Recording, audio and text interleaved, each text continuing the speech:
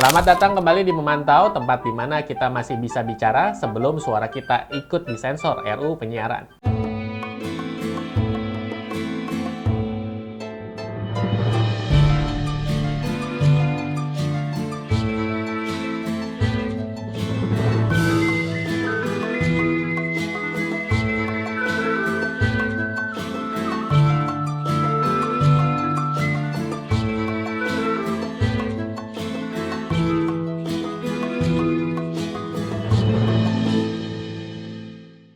Hari ini kita bahas satu rancangan undang-undang yang katanya ingin ngatur penyiaran, tapi setelah dibaca rasanya kayak mau ngatur ulang napas kita semua. Namanya sih RUU Penyiaran, tapi isinya lebih mirip RUU Penyaringan, yang mana informasi disaring, kritik disensor, dan yang tersisa cuma siaran sepekan. RUU ini mengatur ulang banyak hal, mulai dari lembaga penyiaran, konten siaran digital, sampai jurnalisme investigasi. Ya, jurnalisme investigasi yang selama ini ngungkap korupsi, pembalakan liar, manipulasi proyek, bahkan skandal pejabat sekarang mau diatur dan mungkin ditebih-tebih. Karena dalam draftnya disebutkan bahwa konten jurnalistik investigasi akan dibatasi, bahkan bisa dilarang tayang di platform digital. Loh. Jadi setelah membungkam kritik, sekarang mau bungkam wartawan nih. Tentang hal ini ada penjelasan dari DPR RI mengenai adanya perombakan ulang mengenai isi draft RUU Penyiaran yang sempat jadi kontroversi di publik itu. Ini dia penjelasan dari anggota Komisi 1 DPR RI Abraham Srijaya. Perbedaan pertanggungjawaban antara media jurnalistik TV konvensional dengan OTT streaming apa? Pertanggungjawaban pidananya. Kalau misalnya media jurnalistik konvensional, etik dulu Dewan Pers.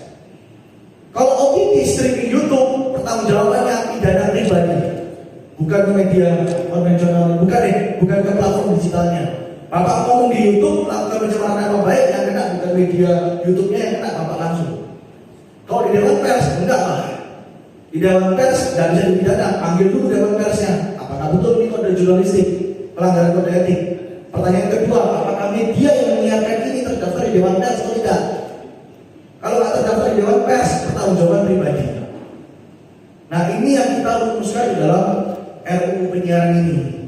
Kedengarannya masuk akal ya, tapi lucunya yang disorot justru kontennya, bukan pelakunya. Kalau kontennya ngebongkar skandal pejabat, malah ditanya dulu, media ini udah terdaftar belum? Maunya sih biar nyaring agar informasi hoax nggak beredar di platform digital, tapi ketika media konvensional nggak lagi independen, ya beritanya bisa diatur sesuai pesanan si pemiliknya. Publik juga males, mending lihat TikTok. Nah, sekarang kita masuk ke segmen paling seru. Siapa pemilik media? Karena faktanya, banyak media besar di Indonesia dimiliki oleh politisi. Ada yang ketua partai punya stasiun TV, ada yang nyalon presiden punya grup media. Ada yang wakil rakyat tapi punya channel berita 24 jam nonstop. Pertanyaannya, kalau RUU ini disahkan, apakah yang bakal disensor cuma wartawan independen? Apakah media milik politisi akan tetap bebas tayang? Bahkan saat menyebar framing yang menguntungkan kelompok sendiri. Jangan-jangan ini bukan soal membungkam hoax, tapi membungkam kompetitor. Mirip di zaman Orde Baru, di mana semuanya diatur oleh Departemen Penerangan. Masih inget dong dengan bapak yang satu ini? Bayangin nanti berita investigasi soal korupsi di daerah nggak bisa tayang, tapi acara musik dangdut dan sinetron stripping tetap jalan. Wartawan yang cari data 6 bulan dianggap mengganggu, tapi konten prank pura-pura miskin dianggap aman. Kita tuh makin kesini hidup di negara yang lebih takut sama kamera wartawan daripada kamera CCTV. Kritik dianggap fitnah, data dianggap serangan, dan kalau suara rakyat nyaring langsung dikasih label mengganggu ketertiban. Takut sama tagar, takut sama syair. Mirip sama lagu ini. Takut tagar, takut syair, takut nada jadi petir, takut rakyat bangkit sadar, takut kursi goyang sebentar.